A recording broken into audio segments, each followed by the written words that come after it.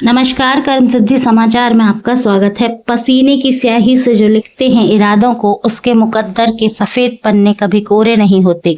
जी हाँ, कुछ ऐसी ही कहानी उस बच्चे की थी जिसकी आंखों में देश की सेवा करने का जुनून था। वह बच्चा कोई और नहीं, हमारे देश के ओजस्वी प्रधानमंत्री नरेंद्र मोदी थे, जिनके हौसले के ऊंचे पंखों को गरीबी भी नहीं तोड़ पाई। नरेंद्र मोदी जी ने अपनी मां की शिक्षाओं से प्रेरणा लेकर सहानुभूति, ईमानदारी और निष्ठा जैसे मूल्यों को अपनाया। उनके बचपन के संघर्षों ने उनमें नम्रता और प्रतिबद्धता का संचार किया, जो एक दयालु, ईमानदार और प्रेरणादायक नेता के रूप में उनकी सफलता का आधार बने। डर मुझे भी लगा फासला देखकर, पर मैं बढ़ता गया रास्ता देखकर। खुद ब खुद मेरे नजदीक आती गई मेरी मंजिल, मेरा हौसला देखकर। बचपन से ही छोटे नरू ने सहानुभूति और नेतृत्व के गुण दिखाए। उन्होंने भेदभाव के खिलाफ पीलू फूल नाटक लिखा और उसका मंचन भी किया। वे गांव की लाइब्रेरी में बार बार जाया करते। वहां उन्होंने स्वामी विवेकानंद, गांधी जी और शिवाजी जैसे महापुरुषों से प्रेरणा ली। चलता रहूंगा पथ पर, चलने में माहिर बन जाऊंगा, या तो मंजिल मिल जाएगी या अच्छा मुसाफिर बन जाऊंगा। इसी प्रेरणा के साथ नरेंद्र मोदी आगे बढ़ते गए और 1962 और 1965 के युद्धों के दौरान उन्होंने सैनिकों की सेवा की। इस दौरान उनमें देशभक्ति की भावना और भी ज्यादा प्रबल हुई। कठिनाइयों के बावजूद उन्होंने एनसीसी के माध्यम से बाल स्वयंसेवक के रूप में स्वामी विवेकानंद की सेवा भाव की शिक्षाओं को अपने जीवन का हिस्सा बनाया। बेहतर से बेहतर की तलाश करो, मिल जाए नदी तो समंदर की तलाश करो। टूट जाता है शीशा पत्थर की चोट से, टूट जाए पत्थर ऐसा शीशा तलाश करो। युवा काल में ही नरेंद्र मोदी जी ने घर छोड़ दिया और वे भारत भ्रमण पर निकल पड़े। उन्होंने हिमालय की यात्रा की और सेवा के मार्ग को अपनाते हुए खुद को गरीबों के उत्थान के लिए समर्पित कर दिया।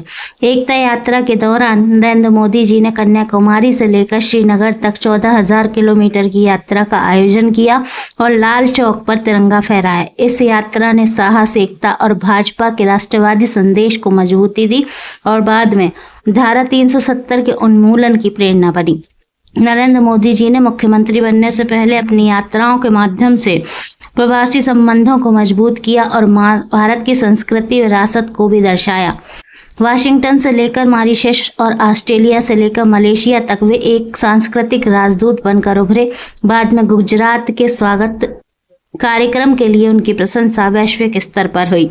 न पूछो मेरी मंजिल कहाँ है, अभी तो सफर का इरादा किया है। न हारूंगा हौसला उम्र भर, ये मैंने खुद से वादा किया है। उस समय इनकी उम्र 17 साल की थी जब उन्होंने 2 साल तक विशाल हिमालय में अपने 2 वर्ष बिताए। नरेंद्र मोदी जी ने लाल कृष्ण आडवाणी की 1990 की सोमनाथ अयोध्या रथ यात्रा के आयोजन में अहम भूमिका अदा की। नरेंद्र मोदी जी साल 1989 में रामशिला पूजन में सक्रिय रूप से शामिल रहे।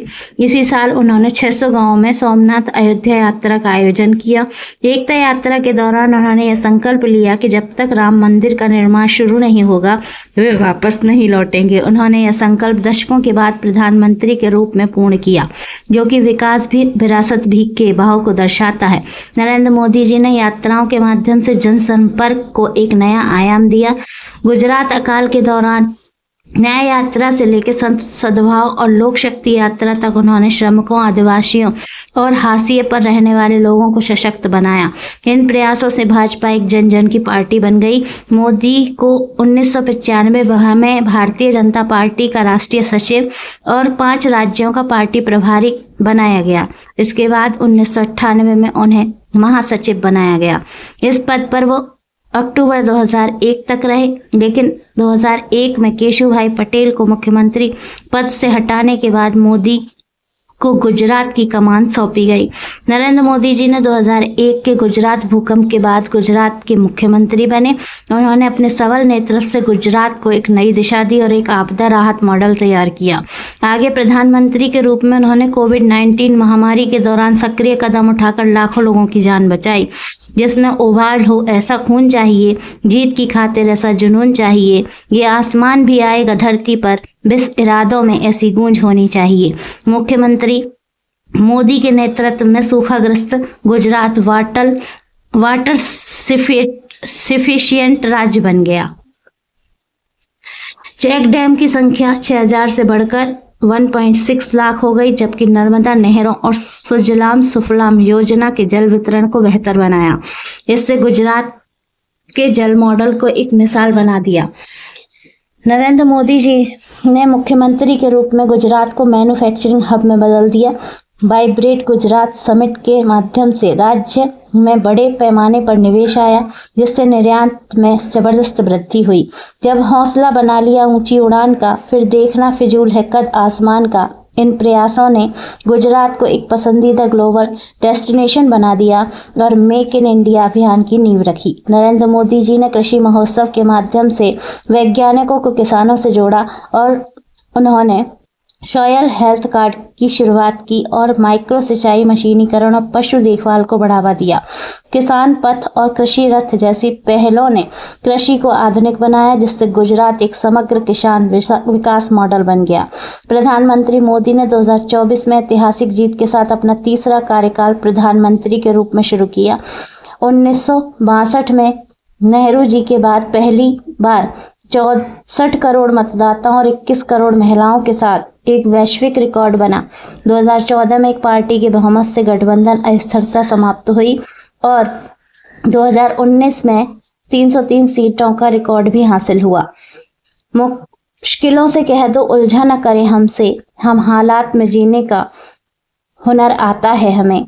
प्रधानमंत्री नरेंद्र मोदी ने 2024 में एक पेड़ मां के नाम अभियान शुरू किया, जो कि माताओं के सम्मान में वृक्षारोपण के लिए लोगों को प्रेरित करता है। इसका लक्ष्य पर्यावरण स्थिरता के लिए 80 करोड़ पौधे लगाना है। सेना ने 1 घंटे में 5 लाख पौधे लगाकर रिकॉर्ड बनाया। 2025 में त्रिनिदाद और टोबैगो की भागीदारी के साथ यह अभियान वैश्विक हो गया। वाफिक कहाँ जमाना हमारी उड़ान से, वो और थे जो हार गए आसमान से। अब तक 27 देशों ने मोदी जी को अपने देश का सर्वोच्च पुरस्कार प्रदान किया, जो कि हमारे लिए गौरव की बात है।